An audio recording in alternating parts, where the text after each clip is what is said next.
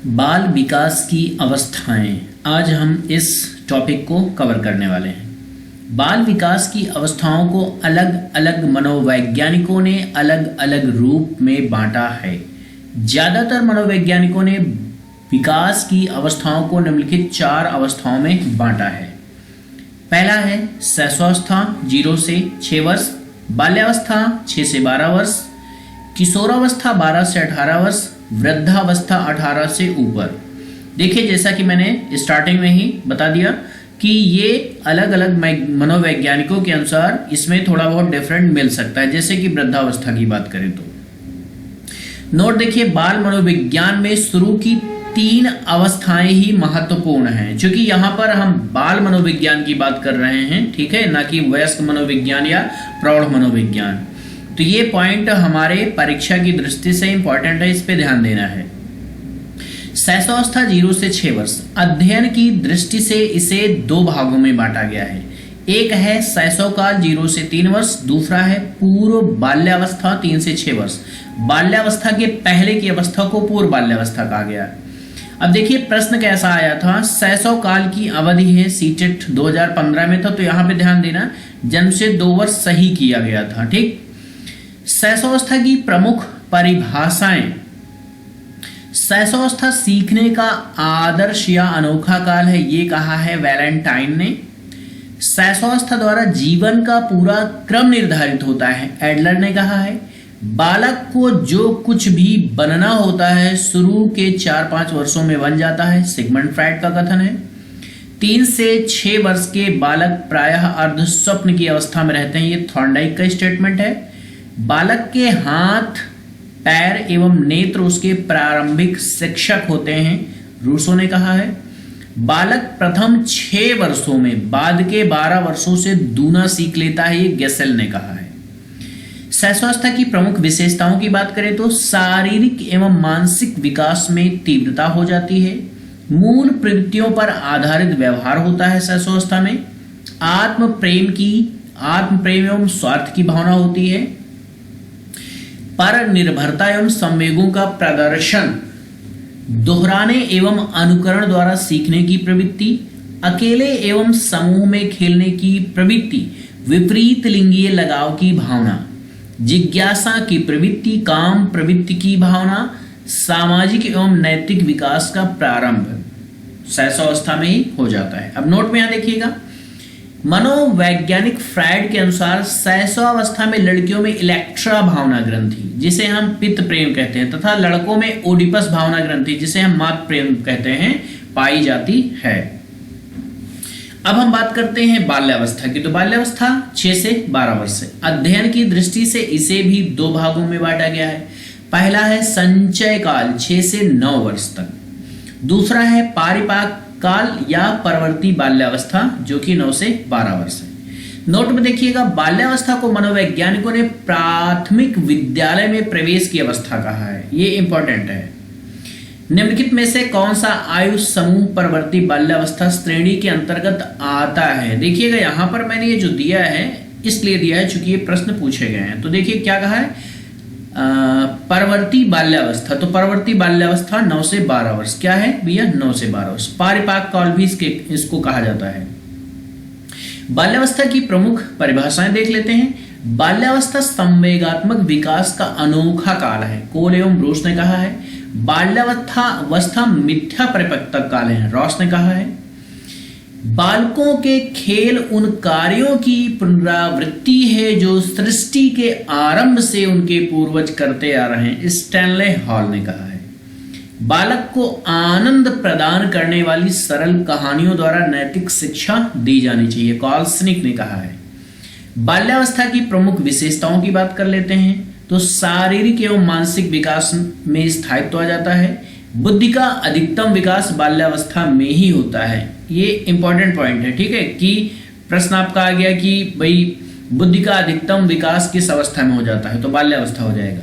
सामाजिक एवं नैतिक गुणों का विकास होता है। संग्रह की प्रवृत्ति, ये भी इंपॉर्टेंट है, प्रश्न आपका आ सकता है कि किस अवस्था में संग्रह की प्रवृत्ति पाई जाती है, तो बाल्यावस्था।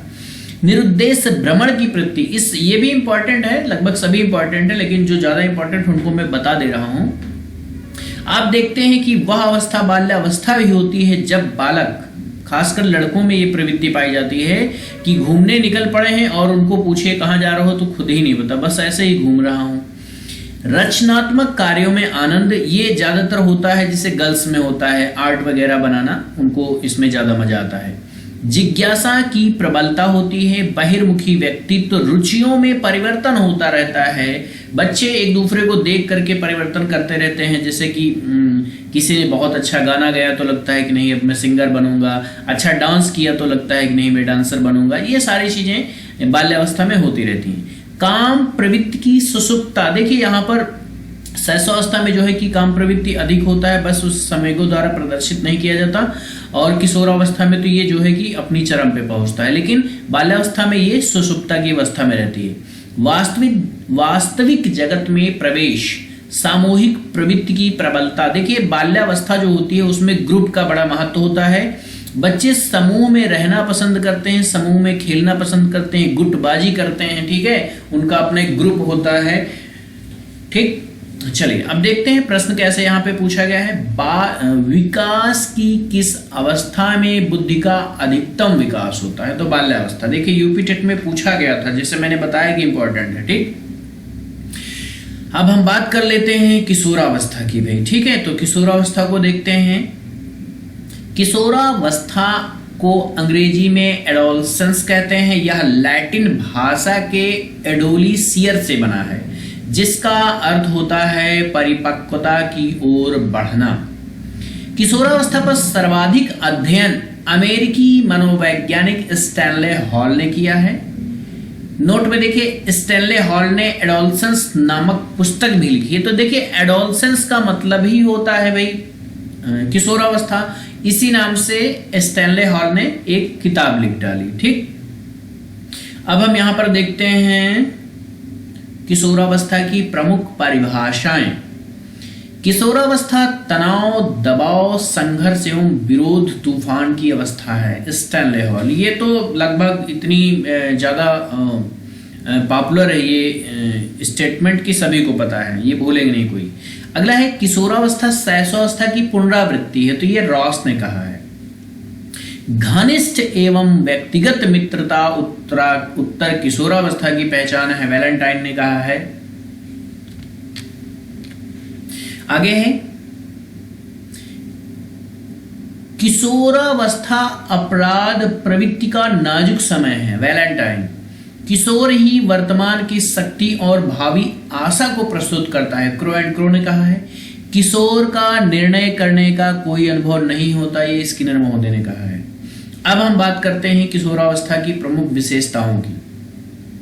शारीरिक विकास में पूर्णता, मानसिक विकास की सर्वोच्चता, स्थिरता एवं समायोजन का अभाव होता है, कल्पना एवं दिवा स्वप्न की अधिकता होती है, स्वतंत्रता एवं विद्रोह की भावना पाई जाती है। ये यूपी टेट 17 में इससे प्रश्न बना था। देखिए यहाँ पे मैंने प्रश्न भी रख दिया है।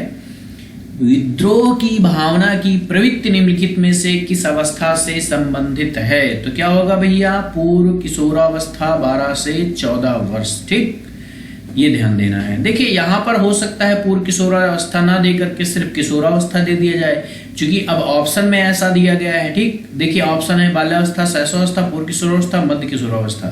तो ये इंपॉर्टेंट पॉइंट है। अगला है धार्मिक एवं सामाजिक कार्यों में आस्था। ये विशेषता कब की है भैया? किशोरावस्था की है। ठीक, अब देखिए और इसकी विशेषताएं हैं जो कि इंपॉर्टेंट है, इसलिए हम सब देख लेते हैं। अपराध प्रवृत्ति का विकास, सामूहिकता को महत्व। अब देखिए एक चीज ध्यान देना, जो मैं विशेषताएं यहाँ पर दे रहा हूं आपको इस नोट्स के माध्यम से, जहां तक मुझे पूरा विश्वास है कि इससे बाहर से कुछ नहीं आएगा, क्योंकि मैंने कुछ नहीं छोड़ा है, लगभग सब कुछ इसमें निचोड़ दे दिया है आपको मनोविज्ञान का। तो ये वीडियो, ये नोट्स आपके लिए बहुत ज्यादा हेल्पफुल हो सकती है। चलिए, आत्म प्रेम की भावना। देखिए आत्म प्रेम की भावना को नार्सिसिज्म भी कहते हैं। आदर्श चिंतन एवं जीवन निर्माण दर्शन, पद एवं प्रतिष्ठा की भावना, व्यक्तिगत व घनिष्ठ मित्रता, वीर पूजा की भावना। ये किशोरावस्था से ही रिलेटेड है। वीर तुम बढ़े चलो, ठीक है। तो यहां पर क्या होता है? वीर पूजा की भावना होती है, वीरों की कद्र होती है और देशभक्ति जबरदस्त होती है। ठीक है, चलिए आत्महत्या की प्रवृत्ति। देखिए इस कंडीशन में क्या होता है, बच्चे जब निराश हो जाते हैं, असफलता मिलती है तो उनमें हीन भावना आ जाती है और ये एक बड़ी समस्या है। इस पे गार्जियन को बहुत अच्छे से डील करना चाहिए, बच्चों से घुल मिल के रहना चाहिए, जिससे वो अपनी प्रॉब्लम्स को शेयर कर सकें और समय रहते उसका निदान किया जा सके। बहिर्मुखी व्यक्तित्व जीवन का सबसे कठिन काल, ये इसमें तो कोई डाउट ही नहीं है कि जीवन का सबसे कठिन काल किशोरावस्था है, क्योंकि इसमें समायोजन की सबसे बड़ी समस्या होती है। बच्चे अपने आप को मैनेज नहीं कर पाते, संवेगों में अस्थिरता होती है। चलिए अब यहाँ पर नेक्स्ट जो हमारा टॉपिक होगा वो होगा बुद्धि परीक्षण। इसको हम कवर करेंगे नेक्स्ट वीडियो में।